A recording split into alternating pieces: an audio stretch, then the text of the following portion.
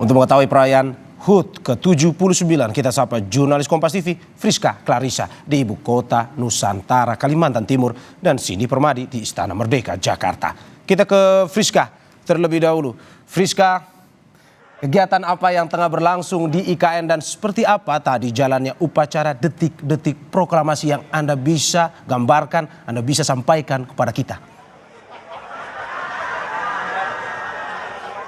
Halo Mario, dari Ibu Kota Nusantara. Saat ini para tamu undangan sedang memenuhi halaman Istana Negara Ibu Kota Nusantara untuk mengabadikan momen bersejarah ini. Kalau rangkaian upacara peringatan detik-detik proklamasi dan hiburan sudah selesai. Saat ini para undangan berfoto di halaman Istana Negara. Yang jelas, kalau kita bicara hari ini jadi hari yang spesial. Karena upacara peringatan detik-detik proklamasi di hari ulang tahun ke-79 Republik Indonesia jadi momen perdana Ibu Kota Nusantara jadi tempat penyelenggaraannya. Walaupun undangannya terbatas, ada 1.400 undangan kurang lebih, tapi tidak kalah antusias dibandingkan dengan Istana Merdeka. Apalagi kalau saya mengikuti selama 10 tahun terakhir upacara di Istana, kemerihannya tetap terasa, apalagi kalau kita lihat tahun ini ada dua tempat yang berbeda, Istana Negara di IKN dan juga Istana Merdeka Jakarta. Jadi misalnya saat rangkaian hiburan atau upacara, apa yang terjadi di sini ditampilkan di Istana Merdeka maupun sebaliknya. Dan Inspektur Upacara Presiden Joko Widodo memimpin langsung acara di IKN. Tadi sebelumnya juga sudah disampaikan bahwa Presiden Jokowi mengenakan pakaian adat Kustim beserta Ibu Negara Iriana Joko Widodo.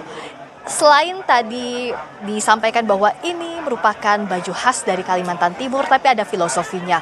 Kita tahu Kutai Kertanegara adalah cikal bakal Nusantara.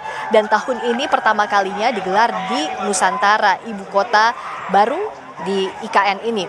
Sehingga itulah yang ingin disampaikan, dan pakaian adat ini spesial karena merupakan kasta tertinggi di Kalimantan Timur, dan ini hanya digunakan oleh Aji Sultan atau pemimpin tertinggi. Sehingga yang ingin disampaikan adalah Presiden sebagai pemimpin tertinggi dikenakannya baju ini dalam upacara terbesar tahun ini, yakni upacara peringatan kemerdekaan. Itu yang jadi filosofi.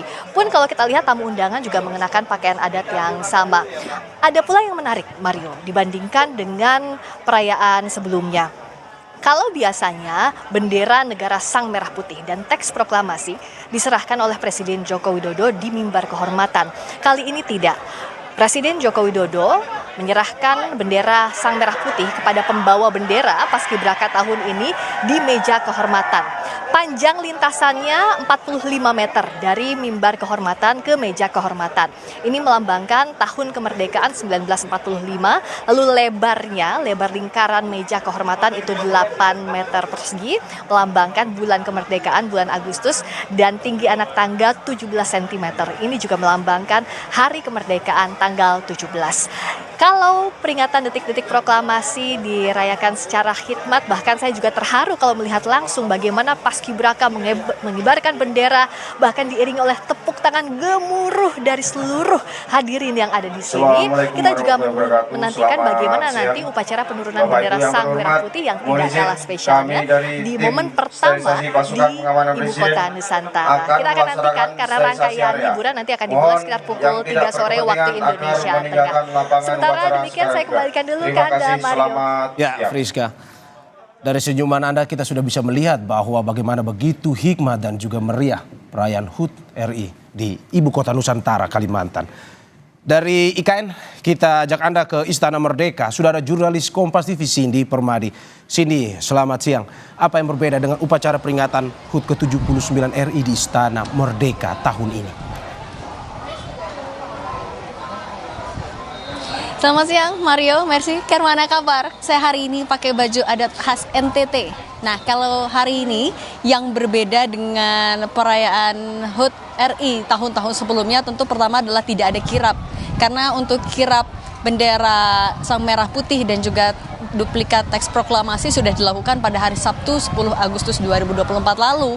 Kalau biasanya kita melihat dulu atau dalam rangkaiannya, biasanya pagi-pagi sekitar jam 8, rangkaian kirap berangkat dari Silang Monas menuju ke Istana Merdeka Jakarta karena pada hari Sabtu pekan lalu sudah dilakukan dengan rute dari Monas menuju ke Patung Kuda Arjuna Wijaya, lalu Bundaran HI ke Bandara Halim Perdana Kusuma dan sudah diterbangkan ke IKN pada hari itu juga.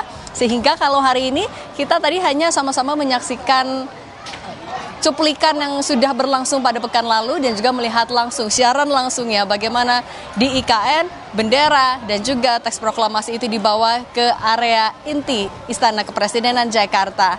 Selain itu, rangkaiannya yang juga tampak berbeda. Tadi kita disajikan sama-sama menonton video perjalanan Jakarta sebagai ibu kota, kemudian cerita dari Purna Paskibraka serta video-video lain yang juga sama-sama menghibur. Nah, meskipun dilaksanakan secara hybrid pada tahun ini, tapi tampaknya suasana ataupun juga hikmatnya masih terasa kuat sekali. Meskipun tadi untuk upacara detik-detik proklamasi dikomandoi langsung dari Ibu Kota Nusantara, tapi semuanya undangan yang hadir di Istana Merdeka Jakarta sama-sama turut memberikan khidmat yang luar biasa kuat. Nah, untuk suasananya pada saat ini, Mario dan juga saudara, tadi ditutup dengan penampilan dari Gita Bahana Nusantara lagi.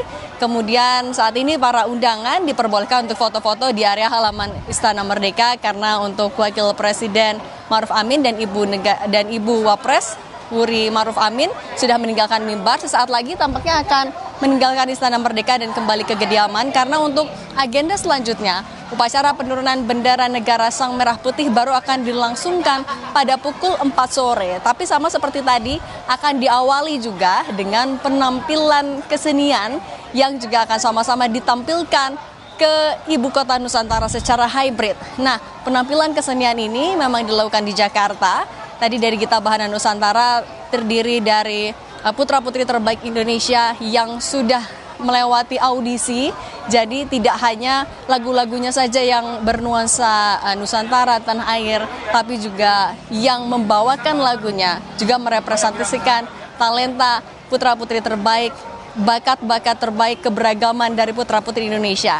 Nah, meskipun memang tidak semeriah kalau tahun-tahun lalu kalau di Jakarta kan mesti ada juga flypass, tahun ini flypass diadakan di langit Ibu Kota Nusantara, tapi untuk masyarakat sekitar di area Jakarta tampaknya di depan atau di seberang halaman Istana Merdeka Jakarta juga sejak tadi pagi banyak yang duduk-duduk untuk ikut melihat.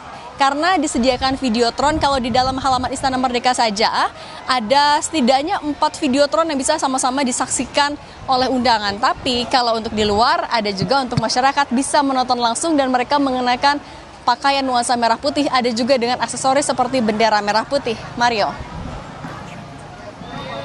Ya, sini kita ikuti terus. Habis setelah ini akan ada acara yang memang masih berlangsung di Istana Merdeka Jakarta. Dan sebelumnya sudah ada laporan dari Ibu Kota Nusantara oleh rekan kami Friska Clarissa. Friska dan Cindy, terima kasih banyak dan selamat bertugas kembali.